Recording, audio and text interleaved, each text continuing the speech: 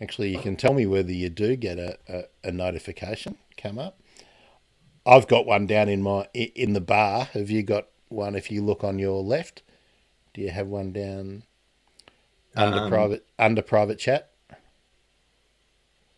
Not sure that I can see that. Oh, you Anyway, would see it has a red flag. Oh, no. someone's already with us. Already, someone's jumped into YouTube. Hello, YouTube. If you're a regular, you know the deal. You go in the comments. You tell me where you're from. If you're part of the Riot Squad, I want to say hello. Martin, do you know what a group of kookaburras is called?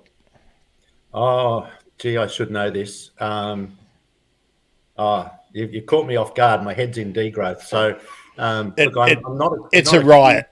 A riot, So yeah, of so course, yeah, so so that's what the regular attendees are, the Riot Squad. as a riot squad. So, but I have to be careful to explain that because that probably leads to demonetization on some platforms. Yeah, so I just give it a few minutes. It does take a little while for all those notifications to get out, and we've had a bit of. There's been a few people retweeting and whatnot on the Twitter, so hopefully you've got a lot of fans out there. How do you go with Twitter generally? Like, especially in recent times, have you found it to become almost unusable? Look, I've heard a lot of talk about that since Mr. Musk took it over. I'm not really noticing much difference myself. I'm still persevering with it, still plugging away.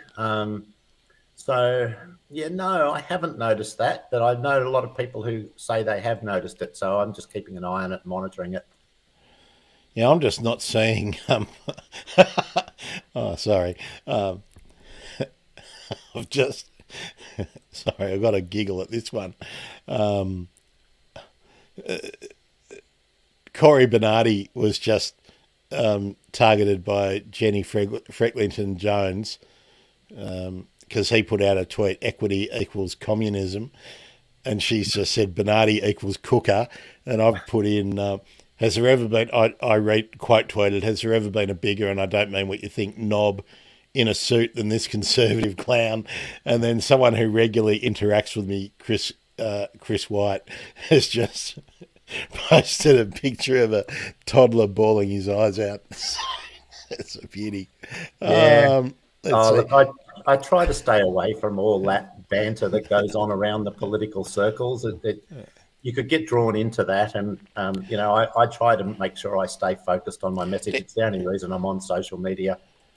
Well, for I'm guessing it's probably Naomi who's just given us the Facebook love. Someone's already given us that. Yes, it is Naomi. Hello, Naomi. Naomi's a key member of the Riot Squad, Martin. Hi, Naomi. I I feel like sometimes you have to wade in. Like before the last federal election and the last state election in Victoria, I think if you're serious about conservation and biodiversity, you can't just let the the political process and the chips fall where they may, because otherwise cookers get an unbelievable amount of attention. 3 or 4% of the electorate can make a lot of noise and then get attention on mainstream media if they're doing stuff on social media. So you've got to put the point of view, I reckon, and you've got to close idiots down. I reckon. Yeah, but I mean, for me, I mean, there's a lot of idiots saying a lot of stupid things. So I'll address the idiots that are saying stupid things around the things that I'm concerned Yeah, with. yeah, But yeah, yeah. it's Oh, hard yeah, to yeah, get. yeah, yeah. You can get drawn off into all the craziness that goes on around politics, and I just haven't got the time and energy to get drawn into it all. So I just stick to the where it's Yeah, focused. stick to the issues. That's a Yeah, that's a pretty really much. good idea. I certainly got drawn into the. I was so frustrated with where I thought politics in the country was heading, but I'm far happier having seen a few of the right results come up. We've got the koala election coming up in New South Wales now, so we'll see where that goes. Hello, newcomers. We'll be getting started in just a minute or two. So yeah, that's 5 minutes out. So we'll just give it another minute or two, Martin. Yep. Remember, everyone, questions, comments, you know where they go, and we do the usual format where we'll do a podcast interview where I might bring the comments up on screen, but we may not be reading them out. We'll certainly talk about everything after the podcast recording is done. And Martin, that I will do like an outro and thank you for the audio section, but don't leave because then we do the Q&A. Okay. Yeah. Yep. All right, here we go. Oh, it's popular on Facebook today. Martin, how's your Facebook interaction? Do you do a lot of Facebook? I've got a Facebook page, but I don't really use it. I manage other social media. I manage the Sustainable Population Australia Facebook page. So I get on Facebook through that, and a lot of what you see on that is me talking. But no, not so much on Facebook. More Twitter is mainly the thing where and I did put it on Twitter. I retweeted it a couple of times this morning, so to try and raise a bit of awareness. We did get a bit of. Actually, let me just find it. I'll just say that I'll just retweet it and say that we're just about to go live and give people another chance to jump in.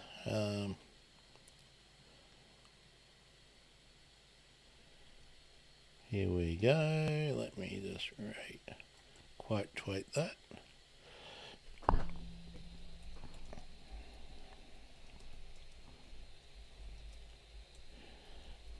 And join Martin and I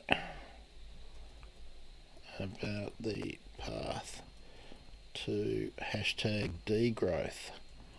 Do you have any other hashtags you use, Martin?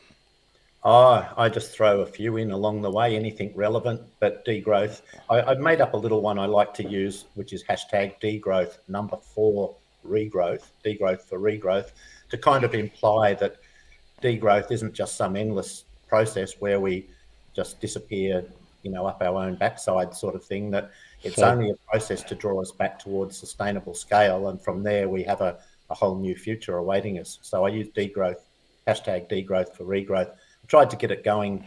Oh, degrowth for regrowth. Okay. Yeah, degrowth for regrowth, so that there's a purpose to the degrowth. It's not just for we go.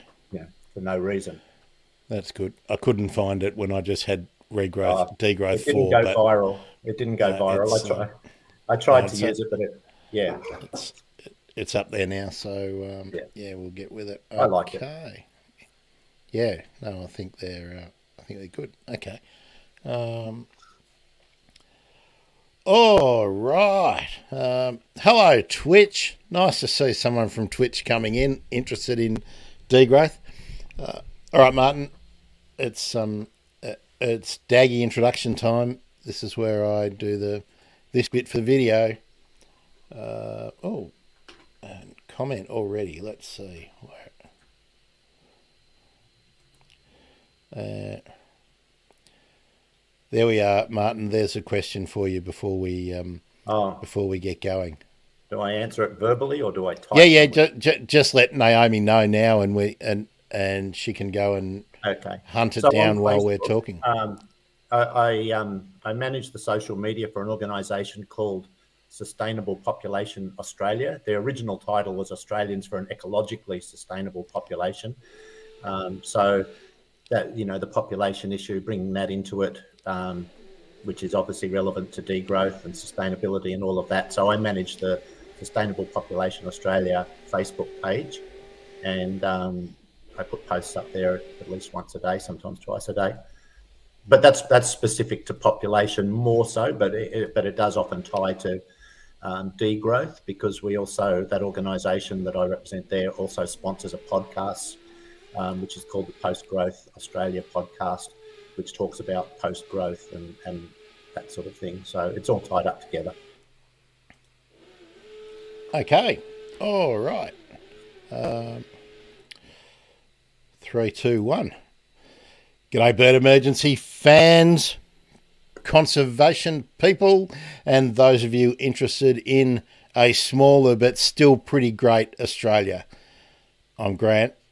I'm the host and producer of this amazing show. Yes, you can giggle. See this behind me, everyone? A lot of people would think that that is a beautiful sight. But no, that's a degraded landscape. And a degraded landscape is not a good thing. But it's all tied up in the subject of today's discussion. And I'd love to bring on my guest, Martin Tye. How are you, Martin? I'm very well, thank you. Thanks for having me on.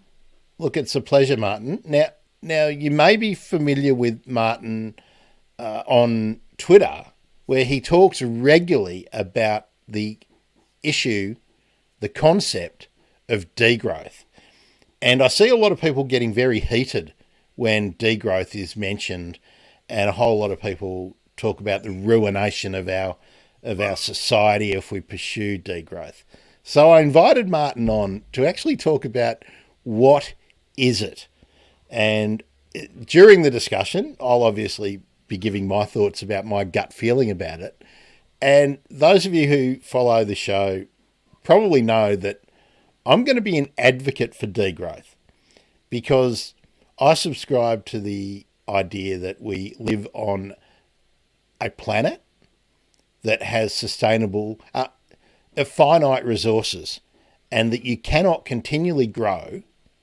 And even basic economics should tell you this. If there's only so much stuff and you are using it to do something, in the end, you're going to have no more stuff unless you are using the stuff that you've already used to make new stuff.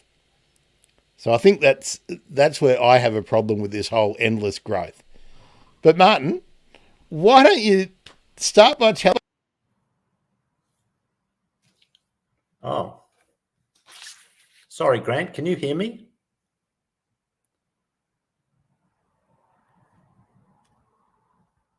I've lost sound.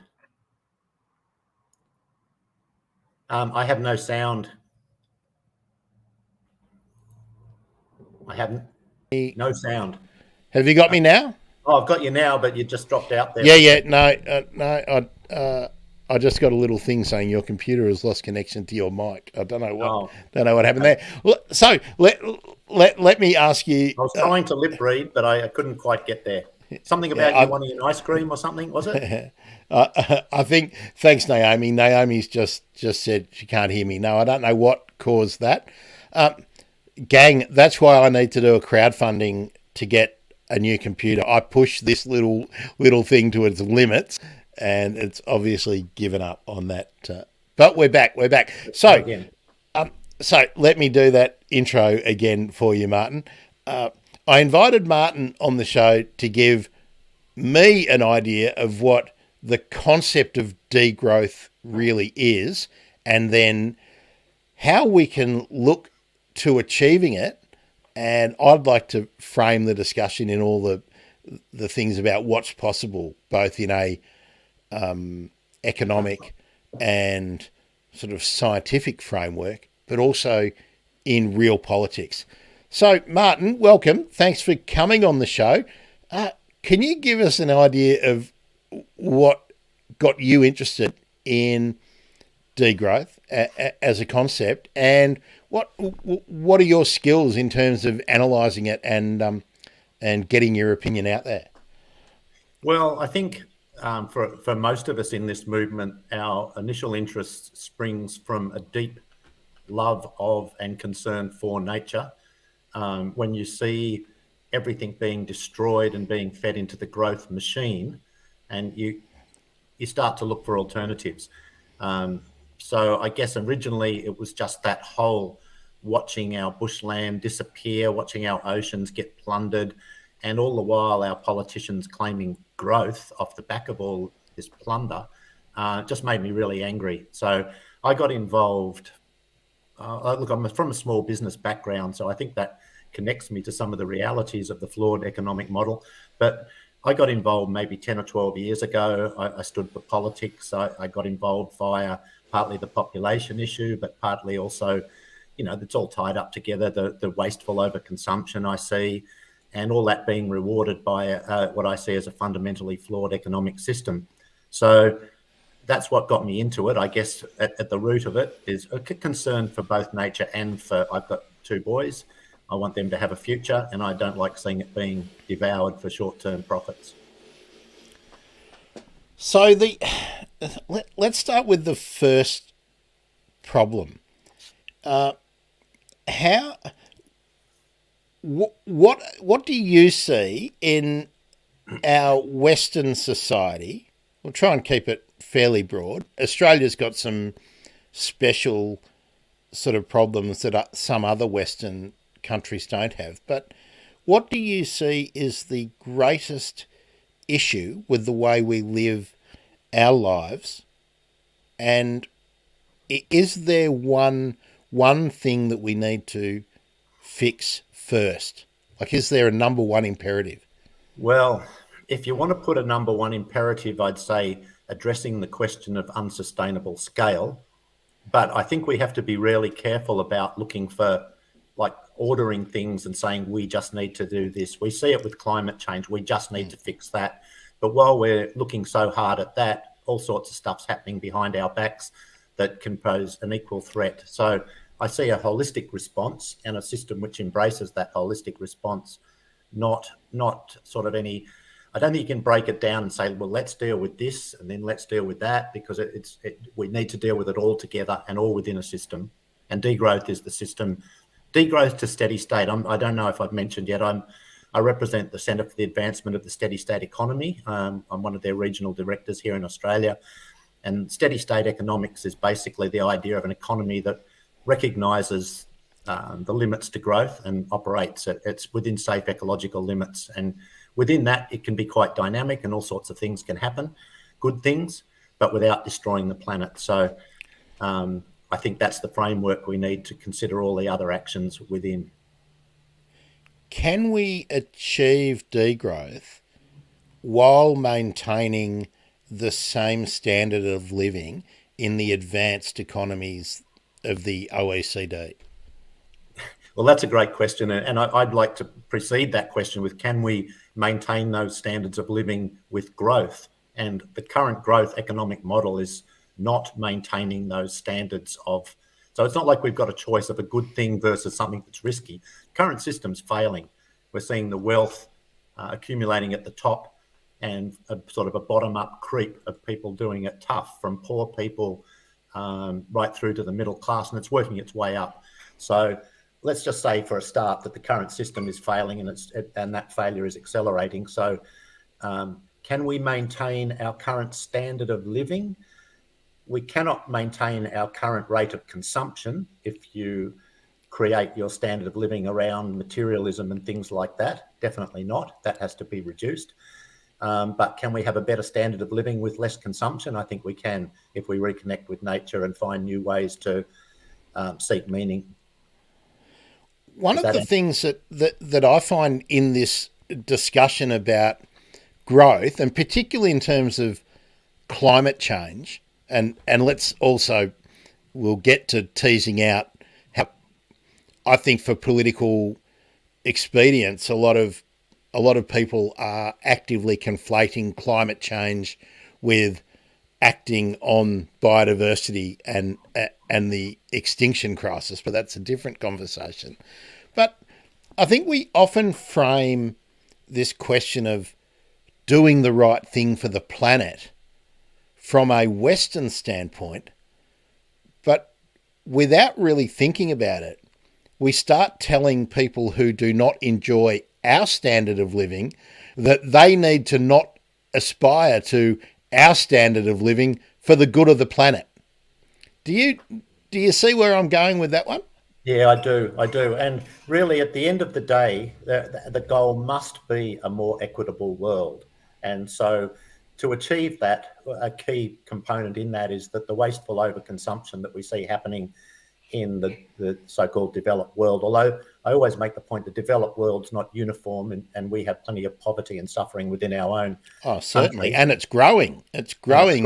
So this idea that the developed world is this homogenized group of people that are all living fantastic, own a house and a jet ski, that's not quite true. But what I'm getting at is that you have to hold a vision of what sort of world you're aspiring to. And I don't think we have a vision at the moment. It's just grow and hope that the growth system will deliver it.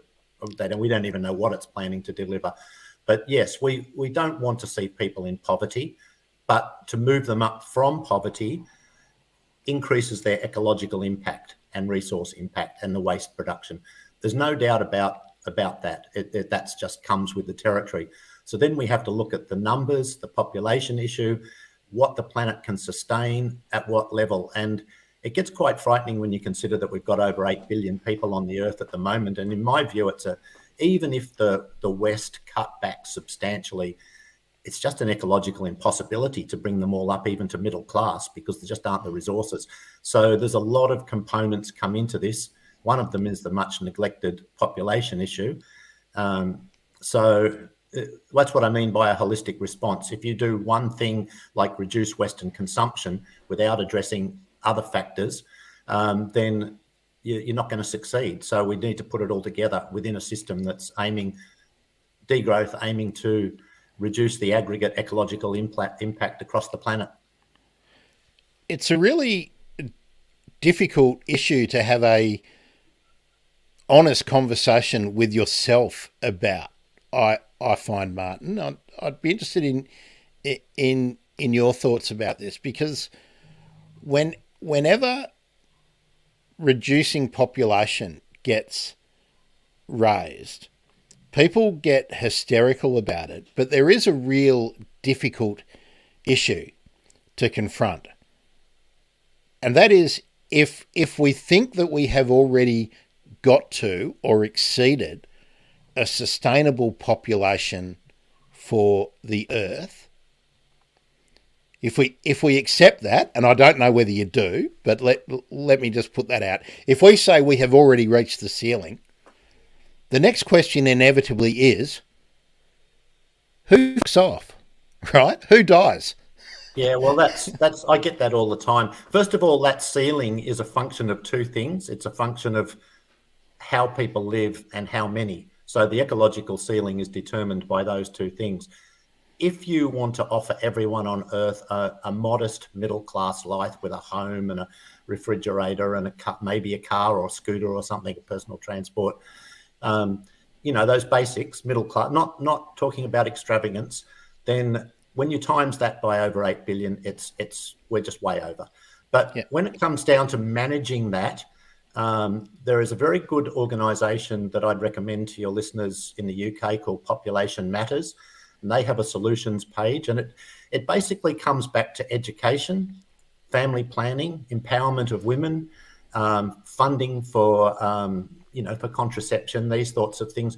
At the moment, we have a system, and sometimes it's patriarchal cultural trends in certain countries, and sometimes it's just the economic system that demands more consumers. But at the moment, all the messages going out, like we've just seen China's population stabilise, perhaps slightly reduced, but it's being cast as catastrophic. Now, that should be cast as a good news story. So when the themes being issued from on high are that this is good, we now can share the resources among a more stable number of people, or even less people. That means each get a greater share of the resources. When that sort of message comes out, I don't think you need to take any drastic actions. People are smart. But at the moment, they're being told all the wrong things. They're saying growth, and we need, like Australia needs growth to fuel the economy so people can sell more goods and we can blah, blah, blah. So the message that comes from our leaders is all wrong, and the message has been hijacked by those, in my view, with a vested interest, substantial financial vested interests in business as usual, which hinges on this growth. So I think that issue can be handled very sensitively and very ethically, I think what's happening now is unethical. We're denying people access to education, family planning, contraception, all the things they need to improve their lot. That's being withheld because either we don't want to touch the issue, or because we're so addicted to growth that we don't want to see populations stabilise, heaven forbid reduce. So the population issue is very sensitive, and I think it's been tainted, and I think the message has been influenced by those that are profiting from it. Let's put it that way. Well, there's a nice segue for me. Thanks, Martin. I think it was Oxfam that put out, it's a number of years ago now, a study. They did a study, and I think it was 25 or 28 individuals in the world control the equivalent resources that 80% of the population of the world control. So that seems bonkers to begin with. And population and economic well-being for those who are at the top are often influenced by the people who control the capital, but also the other great controller of societies, which is religion. So how can we move towards rejigging what those basic belief systems are in, maybe if we just said the top 20 population centres in the world, how can we move towards it without people feeling threatened about their basic belief systems that then trigger off all sorts of other bad actions, like conflict, like armed conflict for a start, or persecution of people with, minority viewpoints that might be eminently sensible. I mean, history is littered with examples of purges of people who think one way, only for that thing to become the dominant paradigm, 100 years down the track. Yeah, well, if I disappear after this interview, you could maybe count me among one of those. Oops, the deep state's already got you. Yeah, look, it's a good question. Look, I wish I knew the answer about how we could get these important messages about different paradigms, different ways of thinking, different ways of behaving. I wish I knew how to get it out there. I've been plugging away. I've just cracked 10,000 followers on Twitter, which is something, but it's nothing compared to the influence that mainstream media and so on has over people's minds. All I can do, my strategy is basically twofold: to point out the flaws in the current system and try to make people understand where it's taking us, and to try to present the case for a different system, and just hope enough people get on board that at some point, because history is also littered with great moments of awareness and great social advancement and enlightenment. So we can only hope that once things, maybe the bad gets so bad that and the good looks so good, that the balance suddenly tips, the seesaw tips, and that's my hope. I mean, I wouldn't be putting too much money on it anytime soon. I don't really see it happening, in fact, I'm seeing the vested interest that those wealthy that you're talking about tighten control. So I don't know if it's, but you've got to try, haven't you? I have a saying that you can always make things better than they would otherwise have been had you done nothing. And that kind of motivates me to, people say, oh, you're not going to make any difference, but well, maybe I can make it just a bit better than it might have been if I didn't try. So, if enough of us get out there and talk and speak about these things, then who knows what can happen? You never know. I want to challenge you to something, Peter, Martin, if you don't mind. And it's probably a bit unfair that I do this, but I'm sure you'll accept this challenge. When I speak to people about the idea of degrowth, not even how we do it, just the idea of degrowth, people often say to me, oh, yeah, we've all seen Soylent Green. Do you remember that movie? Yeah. Where they got excess people and put them into a big mincer and turned them into biscuits to feed the world. Let let's just say I pulled in a fella or a woman who runs a small manufacturing business in Australia, and it uses resources that are unsustainably produced, and then it produces something which is essentially a product that is useless in an overarching sense, but also has a whole heap of other things that we don't need, like 2 or 3 wrappings, and is delivered in a way that creates 3 or 4 journeys that don't need to be had. How do you broach change with someone who is in their well-being and their family's well-being is intrinsically involved in exploitation and actively working against the concept of degrowth? Well, I mean, that's where strong government comes into it. And what happens is that if an industry like that's unproductive and exploitative gets given too much license, it becomes so rich and powerful that it has the power to, via donations or whatever, to corrupt politics. So I think it comes back to, again, this is sounds like a totally fanciful idea, free thinking, independent, strong politicians who are willing to take the bigger view. And for example, you could easily introduce a range of, say, environmental levies, or where in some countries, it's been proposed that where perhaps our manufacturing is outcompeted by a country that uses child labour, you could have social levies on imports. But at the moment, we're just committed to getting things from wherever as cheaply as possible. So, if, for example, if it was whether it was local or international, if somebody is doing something that they need to pay for, they shouldn't be getting free use of the commons and free exploitation or commercial benefit from exploitation of people. So, if I was the Prime Minister or the President or whatever, there'd be levies coming in, and they would be saying, okay, you're destroying that bushland. You don't do it for free. And as the bushland disappears, the price on our bushland would go up, for your bird habitats and for all sorts of reasons. And so we have economic levers. If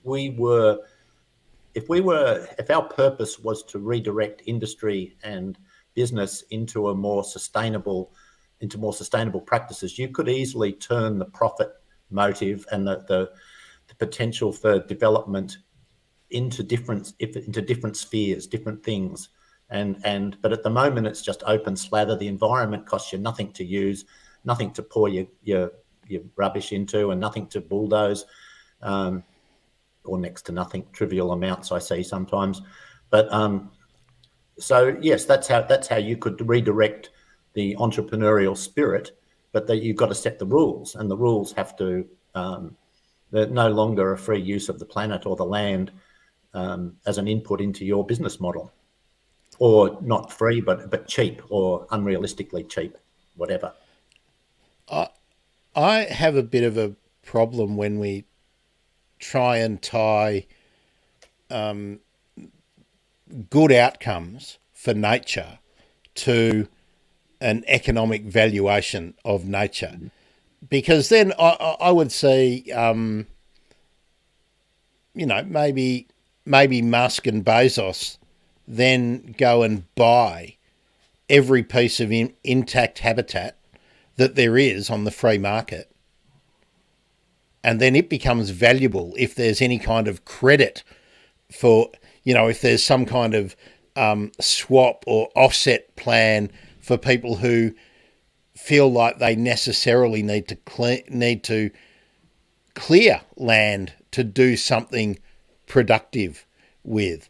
So then you would have rich people gaining control of the natural resources that they would be willing to trade for a high enough price for people to continue to exploit. So I, Yeah. No, I see what you're saying. I have a real problem with commodifying nature. I don't know if we can sort of move past that without getting to the point of just basically saying it's not okay to stuff things up anymore. That seems to be where I land here, that nobody's a hero if they encourage continuing bad practice. Yeah, I guess what I'm trying to say is, and I wasn't sort of advocating offsets because No, they are, no, no, no. but what I'm trying to say is that it's no longer, if it's no longer economically viable for somebody, say a property developer that comes in and just bulldozes the bush and sticks in a massive subdivision, if that was, if they had to say, well, let's not say pay for the nature, let's say they had to pay properly for the infrastructure needed to support that development, Yeah. the hospital, the schools, the roads, the sewer, the water, the new dam that's got to be built to provide water. If they had to properly fund that instead of constantly being shifted onto the taxpayer, then their business model would become unviable and they wouldn't do it.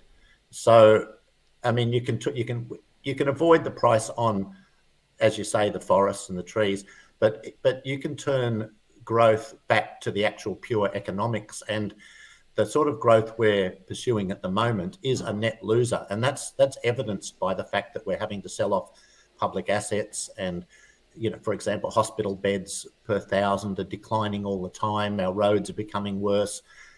Everything's getting overloaded. So even if you left nature out of it, there's too much of a free ride for unsustainable business practices under the current model because they fuel growth. You bulldoze the bush, put in a housing development. Yes, you've got economic growth, but you've got a weaker economy and you've got people that are worse off. And then there's the ecological side as well as the economic side. So you could come at it from the economic side and leave nature out of it if you wanted to. And then you would see that many of the highly profitable business practices today would not be profitable if they had to actually pay their fair share. Well, you've just used the example of a new development, a subdivision, and I want to pursue that a little bit more, and perhaps in a broader sense. Most of the wealth that most Australians will accrue in their lifetime are tied up in two things. One is compulsory superannuation, that we can debate the pros and cons of that. But the other main driver of wealth for individuals and for families in this country is the acquisition of real estate, of property. And for most people, it's their one house, their principal dwelling, and that most people increase their wealth by selling one property that they live in and acquiring another one. And the increase in the value of that property over time is what generates their wealth. Can I make a point on that? Absolutely. Doesn't so much hold when people are buying and selling their own home, because you buy and sell on the same market. So you're not really increasing wealth if you sell a house today and move into another one tomorrow. It's when people have investment properties, which is a non-productive business venture, I suppose, because that's what it is. People invest in investment properties, which drives house prices up and which makes homes more difficult for actual people to live in their own home. So I don't have a problem with people buying their own home, but no. I'll just stop you there, because I don't have a problem with people buying their own home. What I have a problem with is that the concept of wealth generally is involved in the increase of the value of that property, which it in the broad terms in the economy produces nothing tangible. So it's not it's not real wealth. That's right. It's as real as the value of Bitcoin, right? It's just Yeah. because we believe it's valuable. How how do we move away from this? Because our whole economy is based around property in one form or another. The buying and the loans, home loans, investment loans are all based around property, and this new construction is all based around Well, property, yeah. and and we're never pushing the idea that we should develop more. And actually, I've got criticisms for a lot of real natural allies in this space. I often see people whose opinions I greatly value also saying the developer down the road shouldn't be allowed to turn such and such into 10 apartments. Well, but there's a disconnect, isn't there? In that if you don't want people to be bulldozing koala habitat on the southwest fringe of Sydney, well, then some of those lovely old properties that have been developed in the inner city might need to become, Well, multi-unit dwellings. there's an assumption there, and that is the assumption that we continue with the population Ponzi economy. And the way that works is it creates a set of costs. So in order to pay those costs, you have to sell more land or upgrade or densify more land to pay for those costs. And then you build that, and then you've got a bigger set of costs. So you've got to bring in more into what we call the population Ponzi economy. So it keeps growing that way. Now, whether you densify or sprawl, even if you densify, the ecological footprint still spreads That's right. beyond It's still damaging. Yeah. yeah. And look, at the end of the day, what we're doing in Australia at the moment is both. We're densifying and sprawling, and that's the absolute nightmare scenario for the environment. So the third option there is to say, well, hang on, what if we were to stabilise? Then we wouldn't need to do either. Stabilise our population, and we won't do that while our goal is economic growth, because population growth is the key driver of economic growth. So the whole idea of degrowth is to take the wind out of all these sails, all these unsustainable, damaging sails, because there is a sort of sense that if we densify, yes, we're stopping sprawl into the bushland, but we're still going to need more food. We're still going to need more resources. We're still going to need more water, more sewerage, more consumer goods, everything. It makes a fairly small difference, yes. But then again, how long do we go on densifying and packing people into ever higher dog boxes? And in the rush to do it, we're not even doing it in a measured way. We're getting dodgy builds and people living in ever smaller and smaller apartments. So the whole process that we're engaging in at the moment, all driven by the imperative for economic growth, is just leading us into bad places everywhere, ecologically, socially, economically. It's all leading us into bad places. So that the degrowth argument would be that if we weren't expanding, and if in fact we could bring ourselves to consciously shrink back, because where we are now, say in Australia, is massively into ecological overshoot. We are destroying our land to sustain what we've got now, and yet we're still aiming for growth. If we could bring ourselves to think this way, that we were going to, as a country, consciously shrink and shrink our ecological footprint, shrink our economy, then these problems of whether people live in ever higher apartment towers or urban sprawl wouldn't exist. We could focus on making better cities and better planning and giving back some land to nature and farmland that's been paved over. We would have a different set of issues, but they would be much easier and better issues to tackle. So if I sent out some invitations to a couple of people to join our conversation and they accepted, and Anthony Albanese jumped into our conversation right now, what would be the couple of most important things that you would want him to begin campaigning on for change?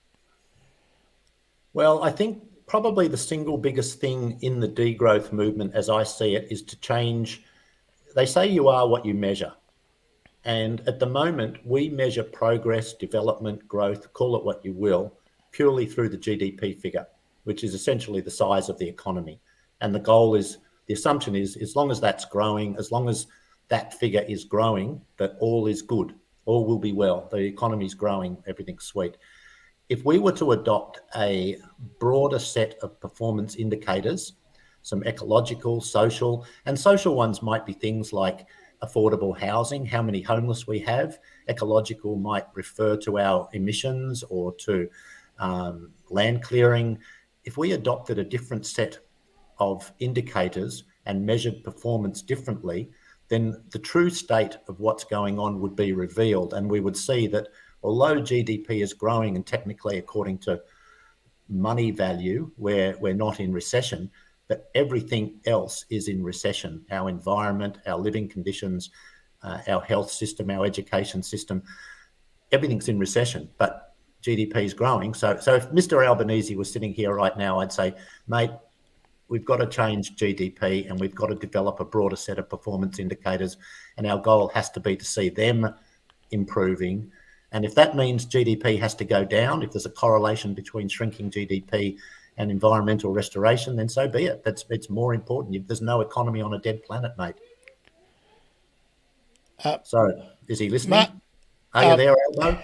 No, but I'm waiting for Joe Biden and Rishi Sunak to pop in. But first, I think we're of a similar age. I always out myself.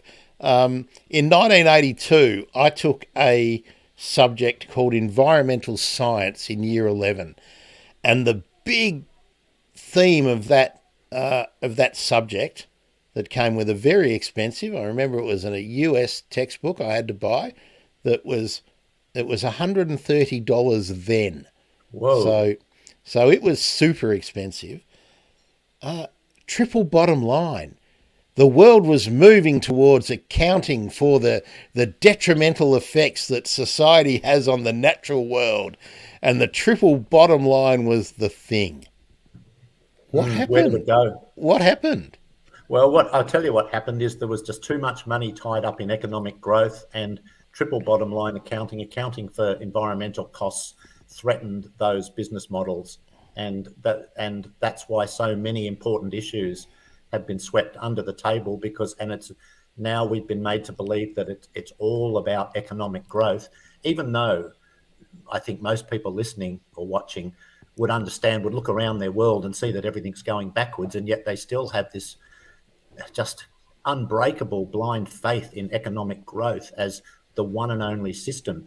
And I think it's squashed all those meaningful debates and good ideas that we've had over the years, even perhaps things like moving from fossil fuels to other energy sources, because those energy sources place limits on growth because they cannot provide the same scale as fossil fuels could. So all of these things have been corrupted by economic growth and what I call the planetary parasites that have attached themselves to it. I have no time for them whatsoever.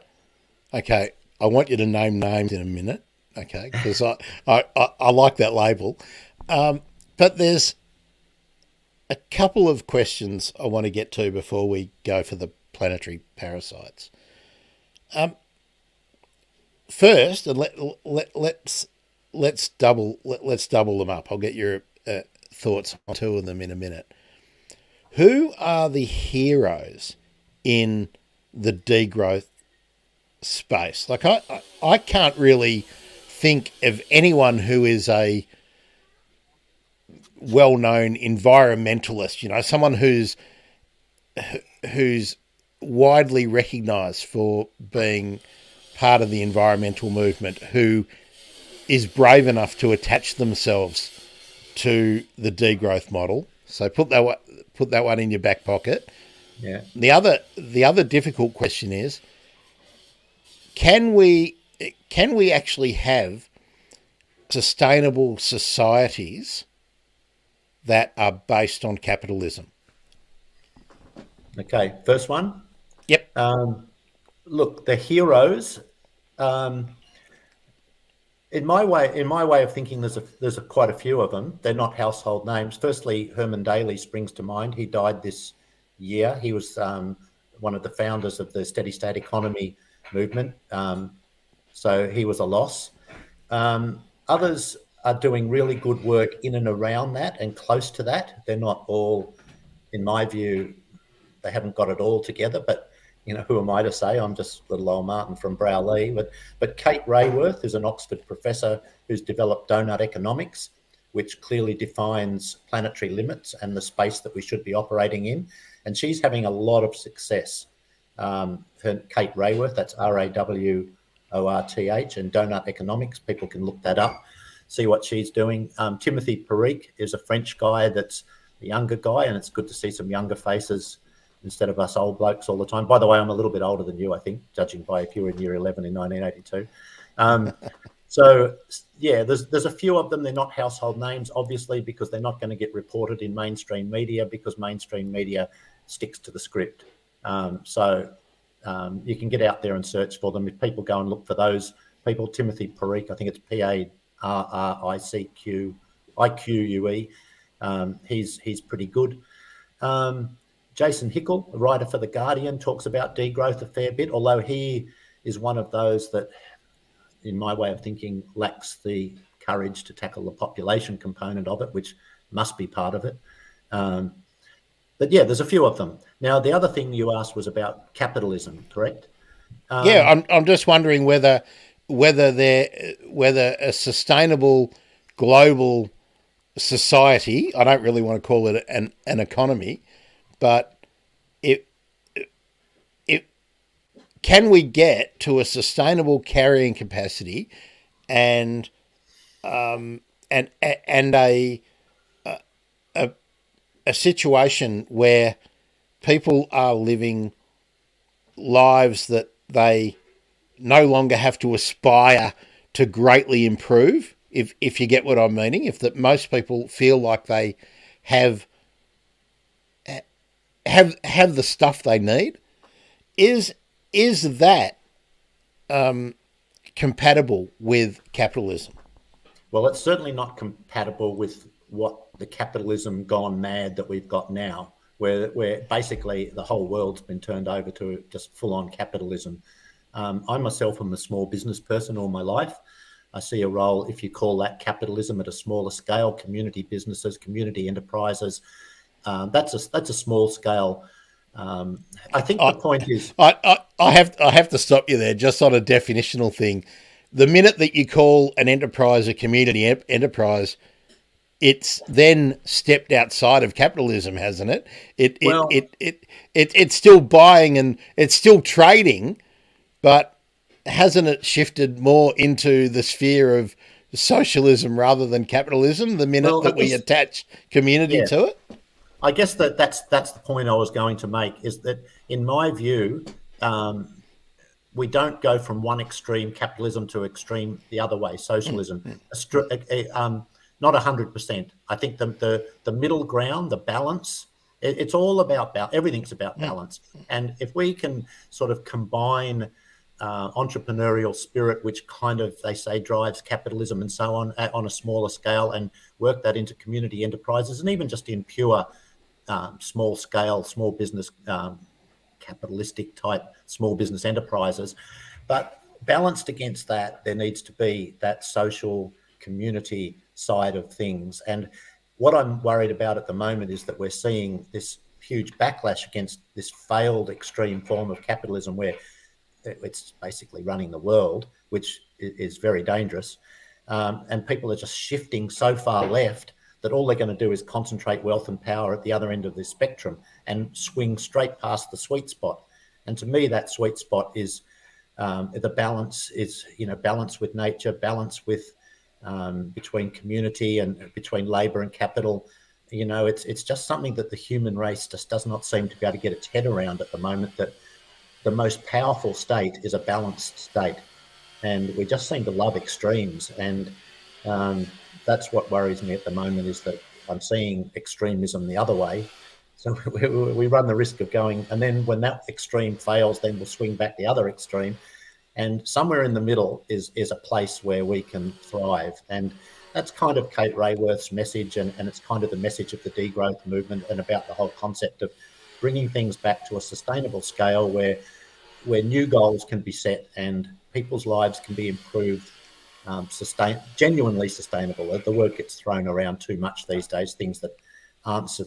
Every sustainability is a function of scale more than anything else. Nothing is sustainable past a certain point in terms of human enterprise, human activity.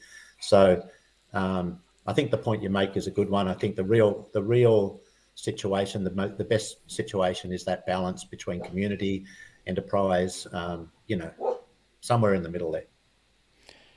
You mentioned the reporter, I think, was it The Guardian, who I think you questioned his testicular fortitude because he doesn't tackle the population matter, and that seems to be the difficult thing for anyone to talk about when we venture into this space. So, is there a number on the carrying capacity for a sustainable spaceship Earth that is generally accepted in this field? Well, no is the short answer, and again, it comes back to how people want to live.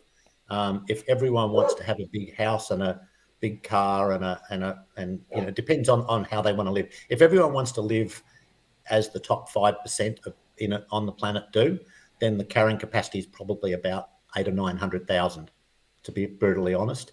If everyone's willing to accept a modest middle class life, the sums I've seen would put it at more like 2 to 3 billion. We're at 8 billion now.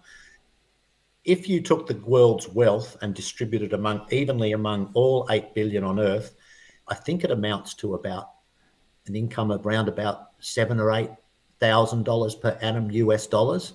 So that's basically poverty.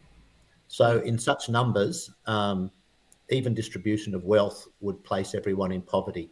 People don't like to talk about it because I think they've been made not to talk about it. When I was growing up, it was talked about. Martin Luther King spoke about it. People sang about it. Pete Seeger sang about it. It was part of the early environmental movements, was all about the population issue. And the Green Revolution came along, and instead of using that to make sure everyone was well fed and we had a nice, healthy Earth, it was used to drive population up. Population drives markets, it drives profits, it creates a surplus of labour to jobs such that capital controls labour. And then there's the issue of cultural practices in a lot of countries and religious practices that encourage that, either through historical habits or, well, in a way you could argue many religions are basically businesses in the business of gathering souls, and the more souls you have, the bigger your business. So it's a very complicated issue, and I understand why people are reluctant to talk about it because it's been made toxic. Insults are thrown around, but really it's something that, for the sake of humanity and the sake of the planet, it has to be included in sustainability discussions because it relates back to scale. And as I said, sustainability is as much a function of scale as it is of what you're doing, whether it be green energy, renewable energy, or whatever it may, electric cars, whatever it may be. At a certain scale, it all becomes unsustainable and damaging. So it is a complicated subject, and I've been abused plenty of times for talking about it. But it has to be talked about, and it has to be talked about without racial implications or all the nasty stuff. And sorry to go on a bit here, but no, I think you've really hit on something which is why it's hard and why people don't confront it. I think there's one more important point, if I could just make it first. Sure. If rational, ethical people from an ecological and an economic perspective are bullied off the population topic, you leave that ground open for people to exploit it for ugly agendas, be it racism, be it whatever it may be. The ground is left bare, and if we don't occupy it with sensible arguments and sensible policies and discussions, then it's there for who knows who's going to extreme right wing, or someone's going to step in and harness the discontent around the pressures that's causing for what I'd call pretty ugly agendas. So you just used the word unethical, and I prefaced our discussion, I think, by saying how difficult it is for people to actually confront the issues.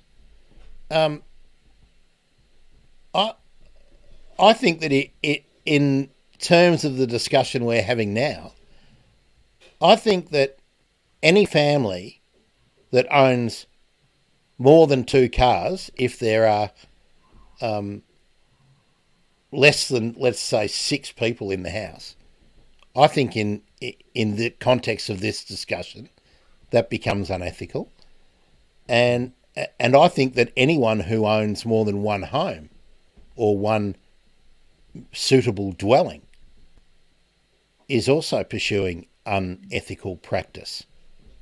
Yep, I think the whole system drives unethical practices in all sorts of ways.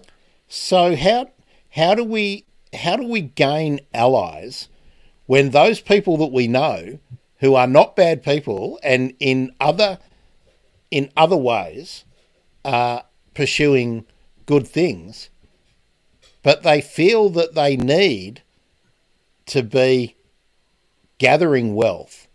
You know, I really struggle with this whole idea of passing on wealth to the next generation.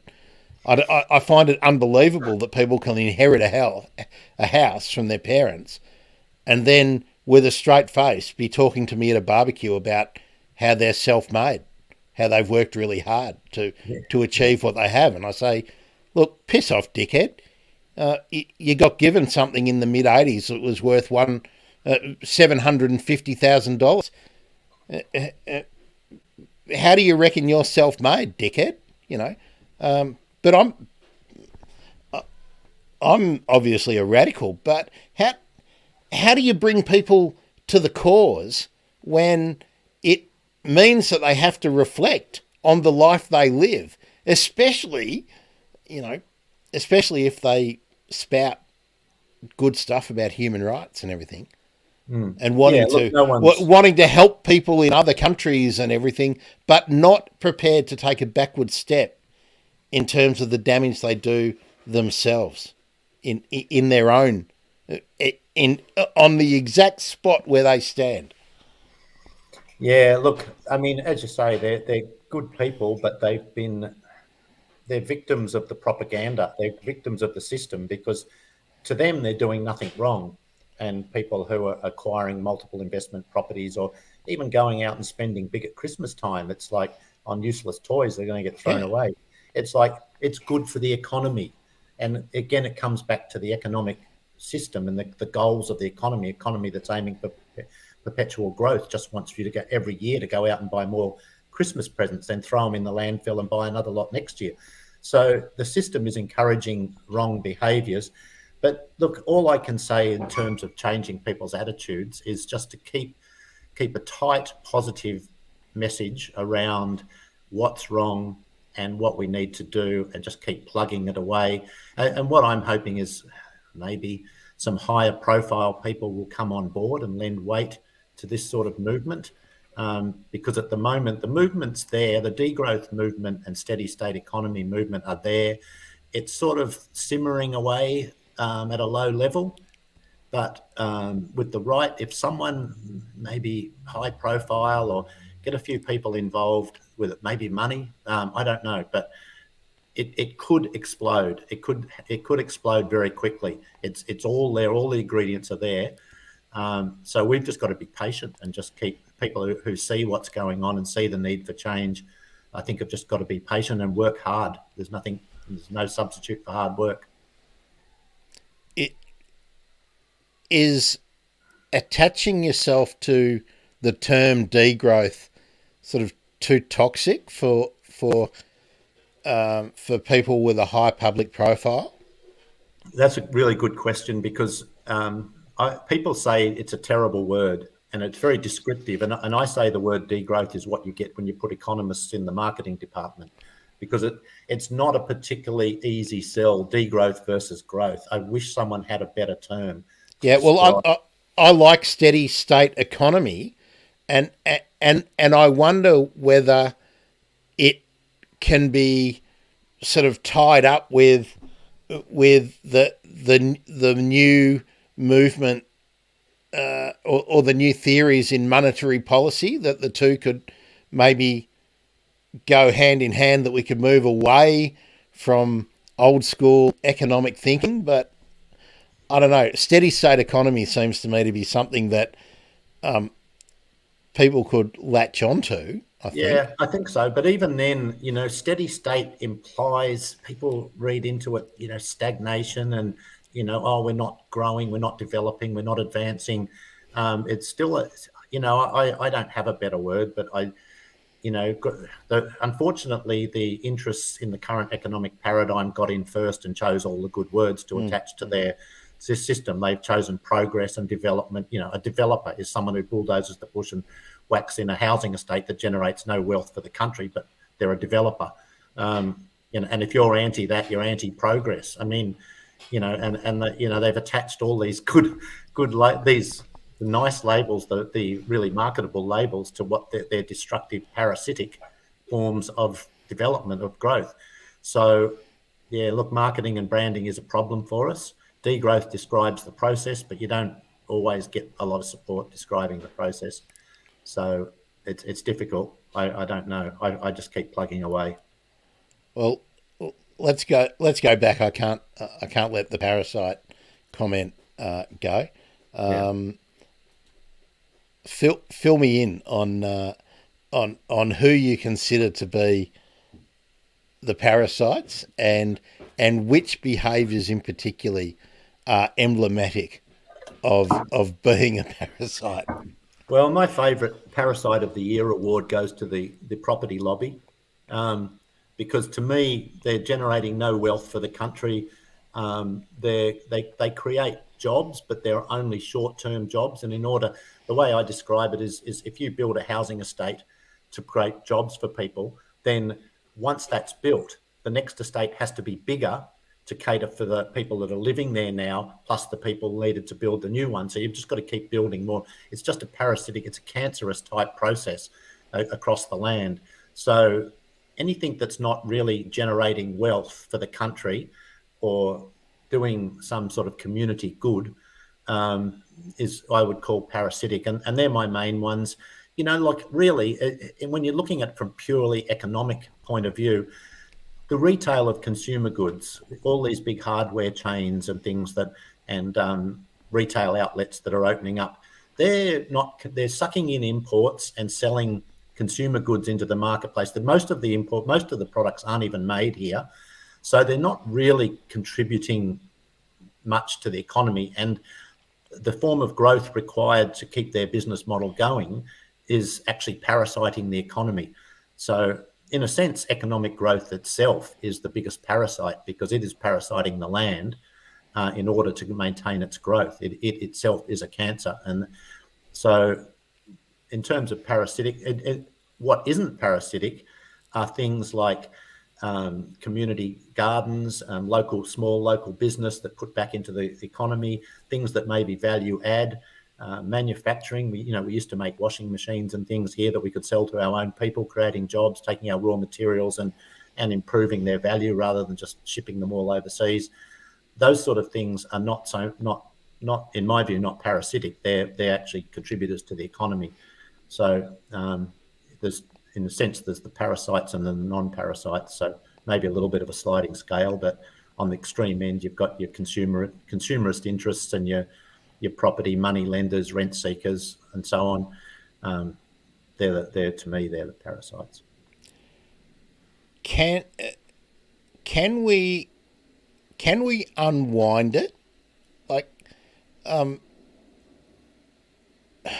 sometimes I think that the only way we're going to actually get change is if there's an absolute catastrophe somewhere.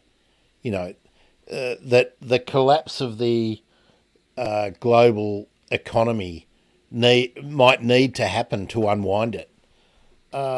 Can you see a way without catastrophe where we can actually make the change that is required to move away from a consumption based economy where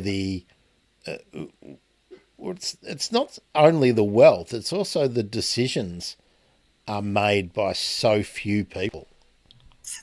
Yeah, and look, we are going through a catastrophe now. People say, "When's the catastrophe going to happen?" To me, who's in tune with the land and nature and people like you with birds and stuff, you can see the catastrophe unfolding now. It's not going to be, it may accelerate as we go along and be just totally undisguisable, but the catastrophe is already happening. But unfortunately, those that are making money from business as usual are making sure, doing their level best to make sure we're distracted, building new football stadiums and constantly raising issues to get the public excited that don't challenge the fundamentals of our economy.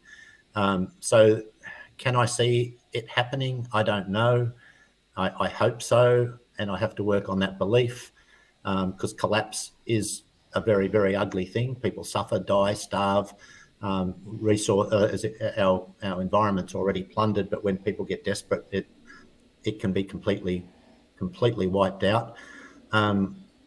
So I don't know. It's a difficult battle because there's a lot of denial out there. There's still a lot of faith that the solution to the problems caused by growth is more growth, and they control the narrative, they control the media. How we crack through that, I really don't know. I don't know. I like to think that something will happen. Some great leader will emerge and speak sense, but I don't know. I don't know where we're going to go with all this. When was the last time you heard degrowth being talked about seriously on any mainstream media? And by mainstream, I'll include the ABC. I don't think I've ever heard anybody talk about it seriously. I've only ever heard it sort of spat out like bile by some conservative economist or a conservative politician looking for a way to tag someone or someone's view as being illegitimate. No, Is there anything that we can look up, like a segment on any current affairs show or a Sunday magazine style program or anything where anyone's ever gone into the ramifications for all of us? No, not that I'm aware of. I'm going to try and get myself on Q&A maybe, but I don't know.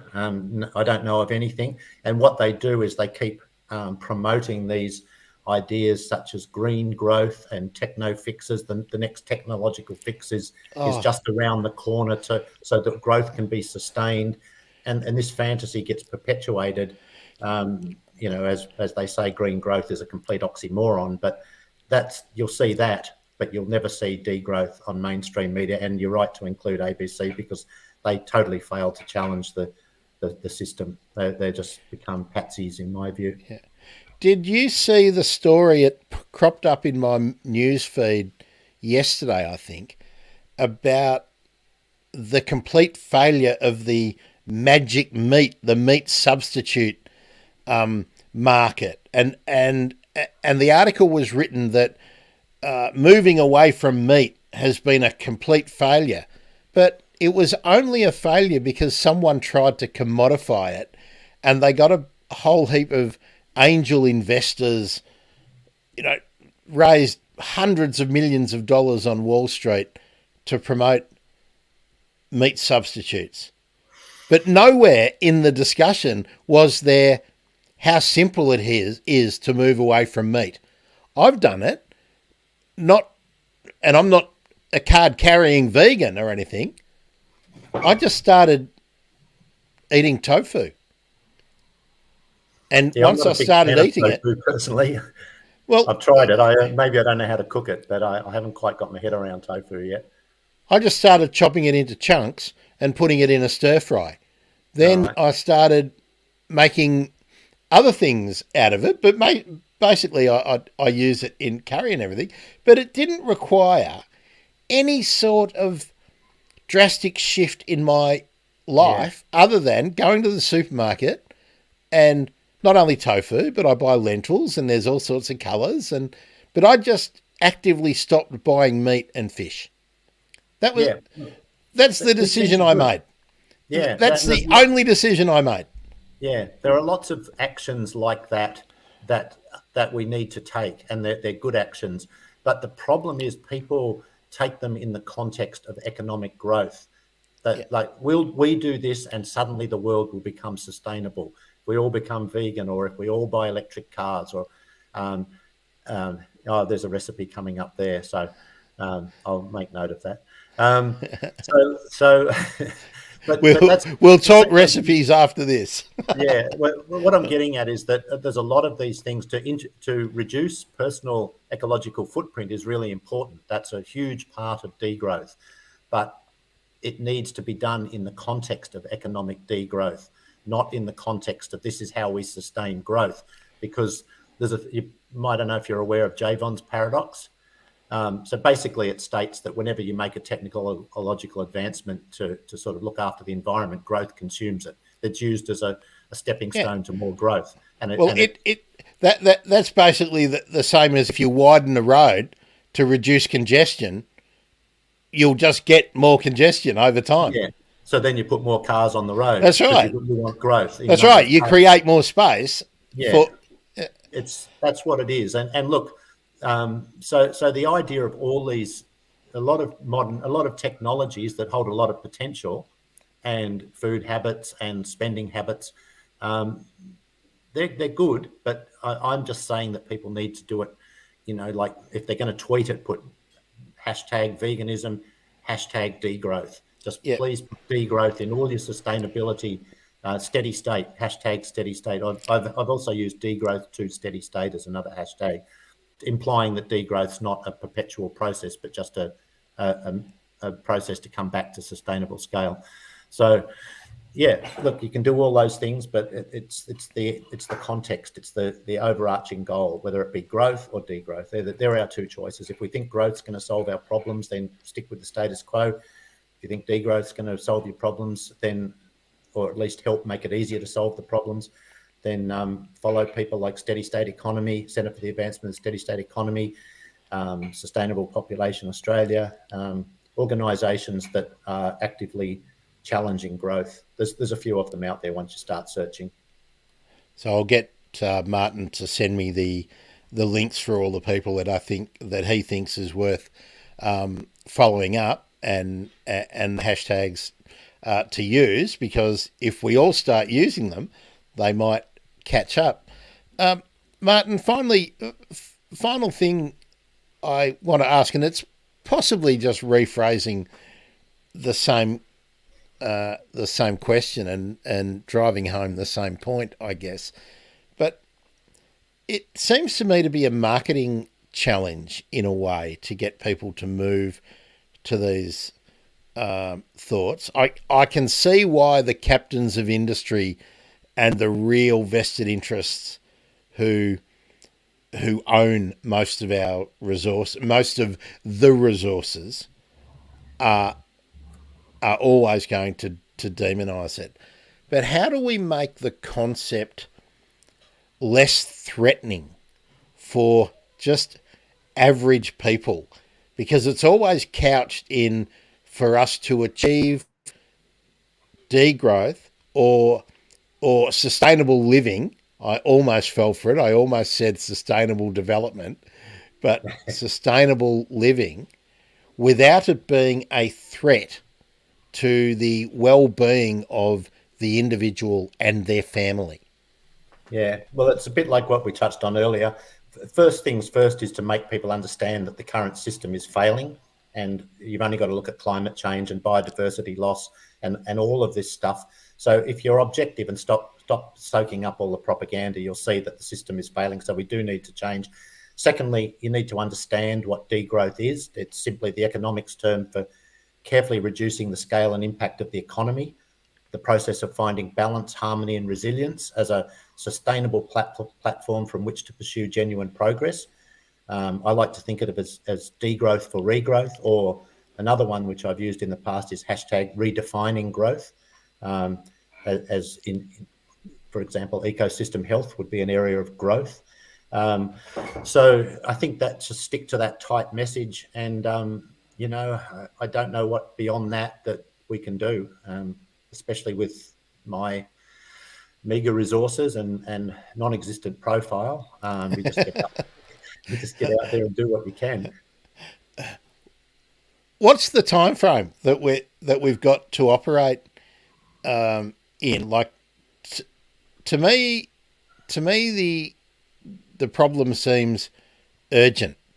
How long have we got to turn the Titanic around? 20 years ago, we should have started. 30 years ago. Yeah. Look, it's, as I say, it's never too late to change, and we've got certain problems locked in now, and the longer we leave it, the worse those problems will be. So the time frame is today, tomorrow, but that doesn't mean that if nothing happens today, tomorrow you give up, because anywhere down the track, even if it's next year, if we can make some significant changes or some breakthroughs, it won't be as bad as if we didn't make them next year. So it really is super urgent, but sometimes if you stress the urgency, people feel like they don't see anything happening, so they give up. So I just say, don't give up. We can always make a difference to the trajectories, the paths we're on, but the sooner we act, the easier it will be, and the less awful will be the consequences. Or as I like to say, it will be a smaller shit sandwich that we have to have. The outcome will be less shit. Yes. So follow Martin on medium.com/ @MartinRev21. And of course, the Facebook group that we talked about earlier on is Sustainable Population Australia. I'll include in the post on thebirdemergency.com/degrowth when I get it up. I'll put the hashtags and the that Martin thinks that we could all push up. Maybe we'll get degrowth is your friend or something can become a trending hashtag alongside the latest Elon fail or Scott Morrison trending. So who knows? Martin, thanks for joining us all on the Bird Emergency. I hope you've all found the conversation useful. Think about it the next time you're in the food aisles at the supermarket, and while you are blithely sucking in all that propaganda, when you're getting the economic segment where you're finding out how oil did overnight on the markets or what the Nikkei is doing, just understand that it's all bullshit. Thanks, Martin. Thank you, Grant. Okay, now we can actually do some Q&A and a bit of relaxing. Naomi, let me put up your point. Here we are, Martin. Here's one of the main issues that are a big problem, isn't it? That it doesn't matter. It doesn't matter what a development tends to be, what it proposes. It's always viewed as good in the sense of just about every council. And Naomi's got another one here too. This is a good one to talk about. Naomi, I'm childless. I probably wouldn't have been had I got married or whatever. You know, I had a long 8-year relationship or something that ended. If that didn't end, I probably wouldn't be childless.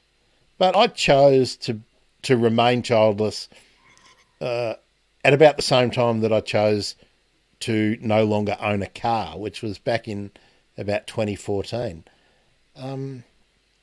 Why do people still think if you choose not to own a car that you're somehow crazy? That's Yeah. that's a So difficult thing. I saw Naomi's first comment about repairing things, and yes, that's a great example of a non-parasitic behaviour. We could do it like I used to take my video player in to be repaired when it broke. I didn't throw it out and buy a new one. So that's a good one. With what I thought I should do, and in a way that's what I'm going to do via Medium, is why all these property developments get approved is because councils and things still believe that it's good for the economy, that we need growth for the economy. And I need to put together, if I haven't already on Medium, I can't remember, a fact sheet for use by resident action groups and councils describing the fundamentally flawed economics behind growing this form of growth, using population growth and subdivisions and housing to drive economic growth. It's fundamentally flawed. It creates costs that exceed benefits. It's probably listed on my website there somewhere, but that's why you always lose those arguments, because people say, oh, you're anti-progress, we need this, it's good for the economy. Well, it's not good for the economy. It's only good for the property developers' profits. And, maybe it means Bunnings can open another hardware store somewhere. But in terms of the general economy, it's actually a net loser. So people need to understand that and stop being bullied by with what I call developer economics. As far as being how many children people have, it's none of anyone's goddamn business. There's a saying, you do as you will, so long as none others are harmed. But it has to be said that given the state of overshoot we're in now, especially in the developed world, where we have high ecological footprints, we should think seriously about before we have large families, because it does actually harm others. It harms our wildlife and and other people. So I think we can shift that conversation. Like, see, this is where we set up the conflict, that the people who want the status quo, everyone who's invested in the status quo wants to build conflict about something like, you want us all to be childless and you want us not to be able to do this and do that. No, I don't want you to have 3 fucking bathrooms and 5 bedrooms and a double carport and 4 cars. That's what I don't want you to have. Yeah. I don't care how many kids you want. At our age, Martin, we had bunk beds in houses where there were 3 bedrooms, not a bathroom each and a bedroom each plus 2 spare rooms. That's just not something that used to be normal, and now it's what everybody aspires to. I meant to bring it up while we were talking, Martin. We're still talking, but for the podcast, I spent a lot of time in the Philippines. I first went there after they had Super Typhoon Yolanda, which flattened Tacloban, totally flattened a whole city. I'm always having discussions with the people I know, which is obviously not the whole Philippines, but they aspire to a life that is outside of their own country. They all want to come to a country like Australia, US, UK, Canada, to live a life that we have here. And they just cannot understand that what we're doing is wrecking the planet, and that there are great opportunities in countries that are not developed in the way that we are here if they don't replicate our models, if they don't allow foreign companies to own their resources and to exploit the resources. And they don't see the opportunity. And of course, because it's never talked about, it's not seen as possible. It's a conundrum. I mean, can you see a way where we can help other people lift their living standards? Oh, absolutely. Without replicating our shit show? Yeah, absolutely. Well, look, first of all, I think a lot of people overseas have a false they watch the soap operas or something and think all of Australia sort of lives by the beach and sort of runs around and goes to cafes and things. I keep saying that a lot of people who come here end up in pretty poor conditions in housing estates in Western Sydney and Heat Islands, and a long way from work and with long commutes, and then cheap labour, cheap jobs when they can get them, where they're exploited. Australia is not the paradise that it's portrayed in some of the tourist brochures. So there's that. But the other thing is that I think we have a huge, as a developed country, a huge global responsibility, and that's not necessarily to be materialized as just bring everybody here, because that's just going to collapse our economy and our ecosystems. But what we can do is be a hell of a lot more generous with our foreign aid and expertise and help. But we have to set an example. How can we go to other places and with the way we're behaving with our land clearing and our sort of bulldozing and putting in housing estates over agricultural land and our horrendous extinction record? How can we go to other countries and preach to them about how they should behave? So if we get our own act together, so we can lead by example and by and through aid, financial aid, sending expertise overseas to help people with education, for example, would be a big one. So we do have a global responsibility, so we have to use our position wisely. We don't just lock it in for ourselves and say to hell with the rest of the world. So I think that's what we need to do is to set an example here, get our own act together, learn how to live at sustainable scale, sustainably, make sure everybody's got a home and everybody's looked after, and then from there we're in a position to be able to say, look, this is how you do it in your own country. Because I think most people would prefer to stay in their own country if it wasn't such a shit fight, because their families are there. You have a connection to your land. I know I do. I know most Australians do, and I'm sure people in other countries just love their land, the mountains and the trees and whatever animals are left. So the ideal solution to me is for us to be extremely helpful globally and become a global leader, not what we're doing at the moment, where we're a global leader in how not to do it, basically. Yeah, and even so much of our development aid is exploitative as well.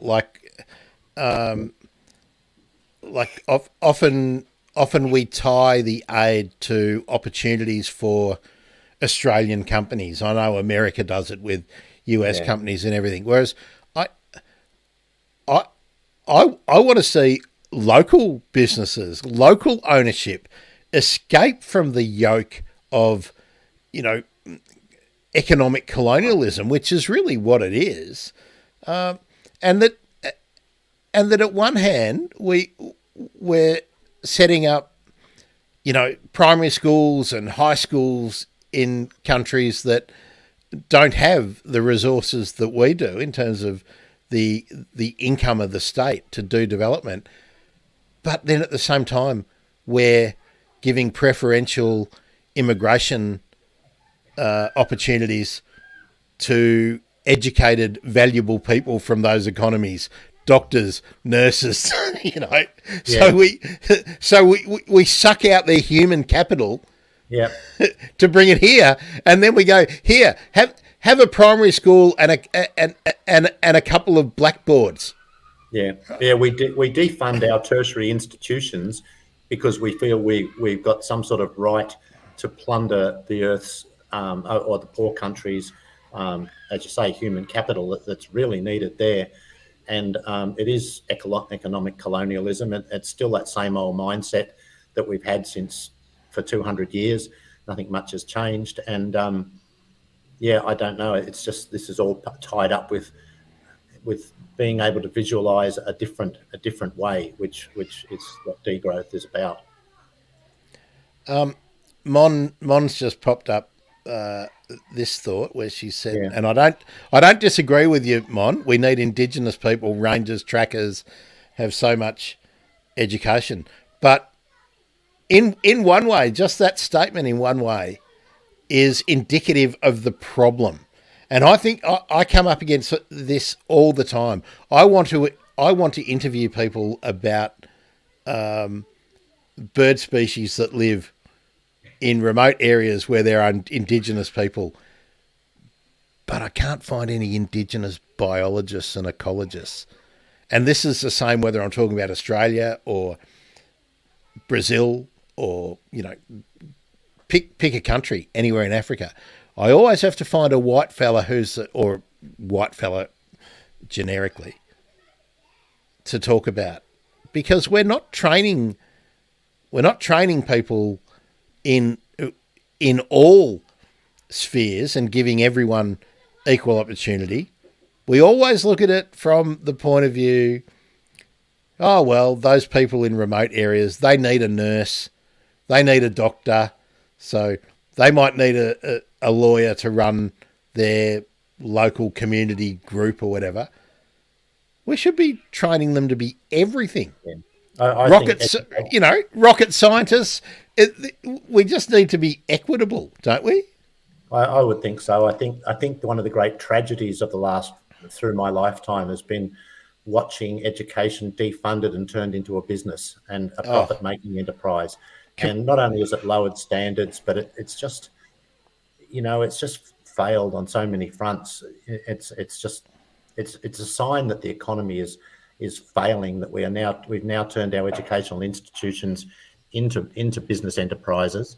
And you're right. I mean, I think as a country, Australia, we've got a lot of people here from a lot of different backgrounds now. We have a tremendous human resource base here to work with. But rather than make the best of what we've got, we say skill shortages and things. Well, we haven't got a skill shortage. We've got a shortage of a willingness to train and pay a fair wage. If we did that, we wouldn't have a skill shortage, as they say. And there's still people who are skilled for just about all the jobs, but people are very choosy about who they hire. They will only hire people that they feel that they can easily exploit. So a lot of people with skills, particularly once people get above 40, who may have experienced a time before the extreme neoconservative economics in their adult lives, most businesses don't want to hire those people, because they might be trouble. They might be trouble, And if you can pick someone up for half the price, who's maybe studying here or willing to come in on a skilled visa, why would you pay, an Australian a fair wage? Or even an Australian, a born in Australia young person who never experienced the Keating economy, the Hawke economy, and certainly didn't experience the Whitlam Society. If the only thing they can remember is Howard and the other Liberal governments, they don't know what free university was like. So how are they going to ask for it? They don't. Well, they don't know about collective bargaining. They think individual contracts is just the way life is. And that's it's called the shifting baseline paradox. It's the broader problem now is that people born or who've sort of become adults in the last 10 or 20 years think what's going on at the moment is normal. They don't know what the options were and how things were. So they think all this shit that's going on is normal. So that's the world. That's how it's supposed to be. We're supposed to turn up with 50 other people to an auction to try and buy an apartment. We're supposed to bid it up to ridiculous heights and then spend the rest of our life paying the bank off. That's normal. I saw that now, if you're wanting to rent property, if you're wanting to rent a unit, now you have to put an application in before you get to have a look at it. So you have to apply for something that you haven't seen. And what they do is they vet you, and then they go, "Don't bother you. We won't let you look at the thing." I mean, it's shocking. My son had to do that, and then try and tell me the property lobby isn't running this country for its own benefit. And And how about this bullshit? I saw this last week. My housemate likes to watch Sunrise. And they've been running this thing about the bank of mum and dad and how it's a good thing that people are, that mums and dads are giving the deposit to their children and then guaranteeing the loan, if not providing the whole loan. I don't know how, on what planet, anyone can think that being the normal state of affairs is a good thing. It just means the only people who can advance in the economy that we've talked about based on property are people with property in their family. Nobody else can actually advance and gain wealth. How on earth in this society, the one that I grew up in, that talks about the fair go and equality and good on you, cobber, give us a fair go. How can anybody with a straight face even present that segment? Natalie Barr. Choose what you watch. I don't watch Sunrise. I don't watch puppets of corporate puppets mouthing off what they want said. So they just get deleted off my watch list. So, but if you want to spread the message, you have to operate within that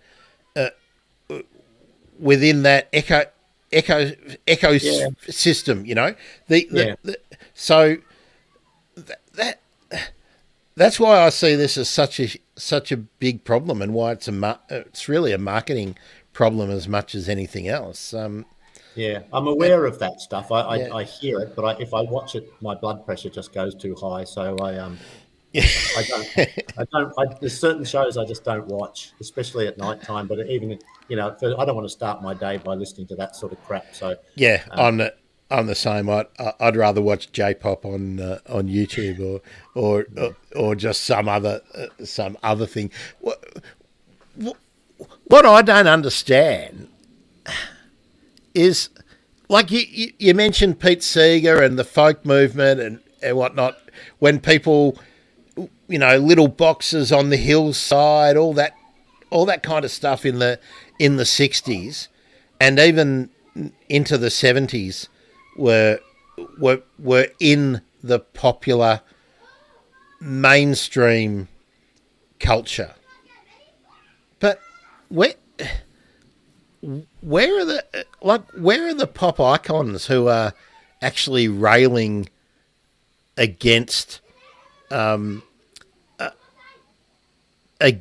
damage we're doing in capitalism in the context of restructuring our economic society? They always seem to be able to latch onto the political themes, right? Especially in the US. But I don't see the sophisticated discussion. Even people that, Billy Bragg and people who you would think would be naturally onto this don't seem to be onto it. I think economics to most people is the most boring topic in the world. And, I didn't pay attention at school to economics. I have to confess, I was probably making paper airplanes or something. But when you come to realize that the whole world revolves around an economic model, then you suddenly become interested. And it's actually, the basics are not complicated. But I think for a lot of people, the concept of the idea of getting your head around economic fundamentals is far less attractive, and it's far difficult to write a song about it than solar energy or let's reduce waste and all these sort of more simplistic messages that don't delve into the deeper underlying economics and ecological considerations that need to be taken. So I think that's kind of the problem, is that these people, perhaps just economics isn't something you walk into a party and say, let's talk economics, and watch everyone leave the room. I can't remember the last time I went to a party, Martin. Well, me too, but I'm just sort of conjuring up an example here from the distant past. Anyway, I probably should get going shortly. Yep. Thanks for being with us. Really, thanks. Really, really interesting things to kick around. For So will those, this be? Can I link this interview for people to see? Is it stored somewhere? you can. I will let you know Tweet when it and message me or something. when it goes up. What I'll download it and process it now. Yeah. It takes a couple of hours, and then I'll Let me pop it know. up. But I can tell you that the website will be thebirdemergency.com/degrowth. But I'll give you the direct links when it's All right. Because when I'd it's like up to. and going as well. Yeah. I'd like to Share it around for sure. Yeah. Now let's see, what have we got here? Naomi's saying thank you. Yeah. Thank you, Naomi, and I appreciate your comments. You made some great comments there. And I thought it was a natural fit for the Riot Squad, Martin, and hopefully I've just got over 33,000 downloads of the podcast. So Is that good? I wouldn't know. Well, considering about a year ago, I would have been lucky to get 4 downloads in a day, but now we're getting up to about 1,000 a day, wow. And across about 30 odd countries every day, downloading the back catalogue. So people will pick it up, and will. I just hope that it would start a conversation. And Martin, as I said before, I'm more than happy to republish anything that you would like me to, or you can write anything you want for me, and I'll put it up on the Bird Emergency, because I think we all need to be talking about these issues and seeing where we can progress. Would really love those links, and I'll pop those up, and all the hashtags. Anyone you think people might be interested to follow, and we'll go from there. Yeah. All right. Well, maybe today will be the day the movement started, Grant. Right here. Well, let's see. Gee, I'm waiting for people to start kicking our heads, though. They'll be coming for us, but I don't. I've got a thick skull. Yeah, same here. I kind of don't care. Jeez, I'll tell you what, you did better in the hair, in the follicle states than I did. Well, I'm 65, so you must be a bit yeah.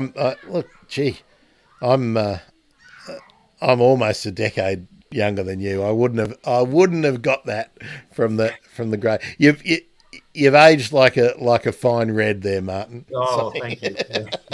Yeah, well, I think the camera might have a bit of dust on it, blurring out a few wrinkles, perhaps. But yeah. Anyway, thank you, Grant.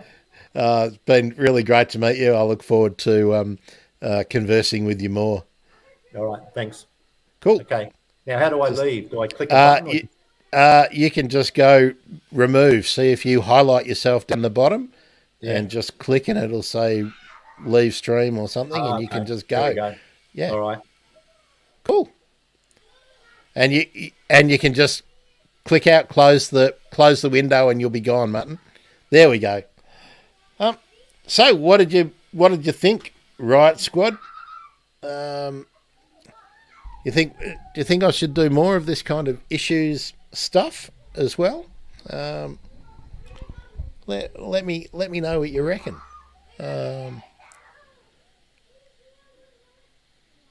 I'm just going to hang around for a few minutes while you tell me what you think, and I'll let you know what's coming up. I'm going to rush this one out, and thanks, Mon. Yeah, I saw that you were doing other things as well. Coming out, I think I'll drop it today if I can. Will be the conversation I had with Jack Baker from Pangolin, the conservation podcast. Thanks, Naomi. Yeah, it's I think we've got to be talking about some of these issues that don't get don't get any mainstream play, and see if we can raise it a bit. So yeah, retweeting and sharing and everything is really great, and I do expect some pushback for when this one goes out. I think there'll be a lot of people, and I think, as I said, a lot of people who we think are natural allies find it sometimes uncomfortable to examine the choices that they have made, because it's hard. It's hard to actually think, shit, should I have a beach house? Shit, should we have an investment property? Shit, what am I doing in my self-managed superannuation fund? Because a lot of the times, the stuff that people are doing is actually essentially bad. And if it was a big company doing it, they'd be out calling them out. But because stuff is private and no one else knows about it, they don't get called out. They certainly don't call themselves out, and they certainly don't think that. I actually think private schools. I reckon you're a huge part of the problem if you send your kids to private schools, and if you go to a public hospital, and if you're a tennis player who is a national hero, I don't believe you should be able to represent Australia if your tax resident status is in the Bahamas, or Monaco. I just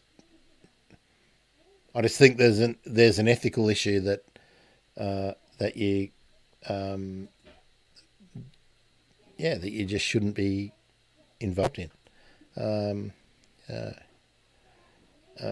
There we go. Yeah, if people aren't telling me I'm a dickhead, I'm not doing my job right. I agree. Yeah. Okay, folks. Apparently it's Penguin Appreciation Day today. Now, I saw that being tweeted out by BirdLife today, and they were talking about the little penguin or the fair penguin, but on my board I've got World Penguin Day on April 25th, and that's the day that I'm going to be talking about penguins with penguin people. The next day, my neighbours are obviously having a good time. I'm sure you can hear them. I think they've got a wader pool out in the backyard. World Albatross Day is February the 4th. I've been trying to line up albatross people for weeks, or actually months, and I'm not having any luck so far. And World Albatross Day is also World Wetlands Day, so that's February 4. So that's the next big celebration day I'm trying to do something on. That's a Saturday. And we do have Holly back on the 6th. Otherwise, I did put some feelers out to a few really interesting people today in the habitat gardening space and the fractured habitat space. So hopefully that'll be coming up shortly too. Yeah, the penguin parade. I think that was a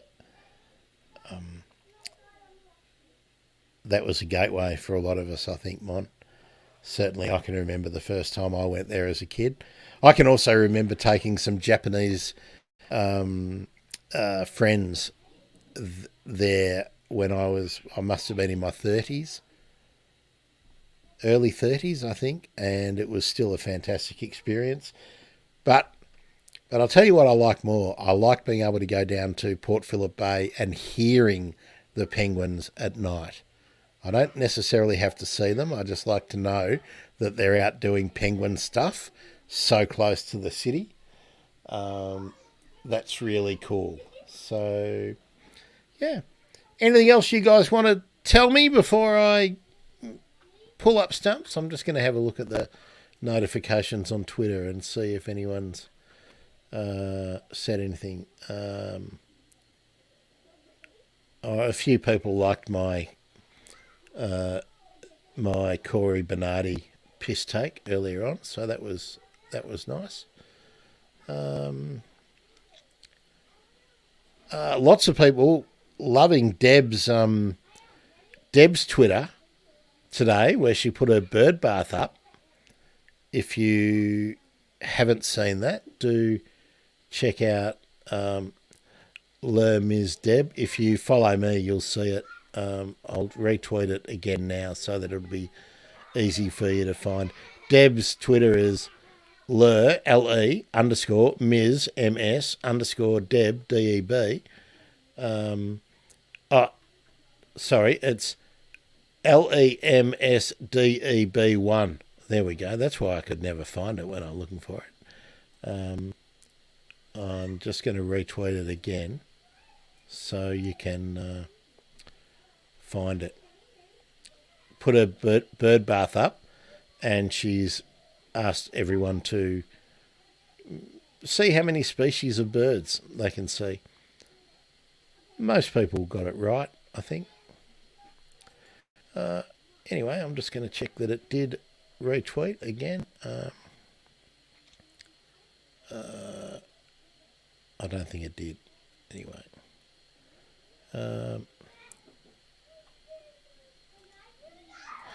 Okay. Any other questions? Here we are.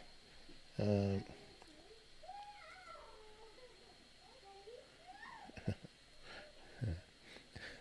we are. Corey Bernardi, what a knob. Yeah, Naomi, I was surprised to see a tweet about Penguin Appreciation Day. Now, I do Penguin Plover Appreciation Day, but I hadn't heard of Penguin Appreciation Day. I'm sure it's just somebody had to do something to promote something. But yeah, Penguin World Penguin Day, April 25th, which is also Anzac Day. So yeah.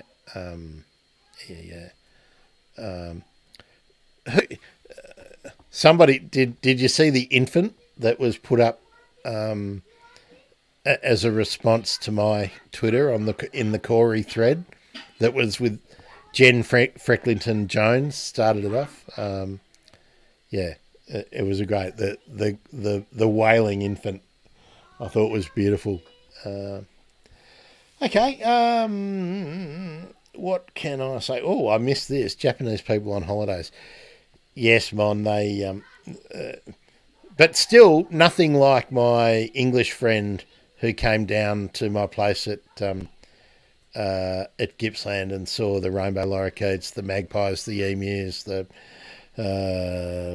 kangaroos, the swamp wallabies, the superb blue wrens, the eastern spinebills, the bronze wings, a sensory overload for the poor fella.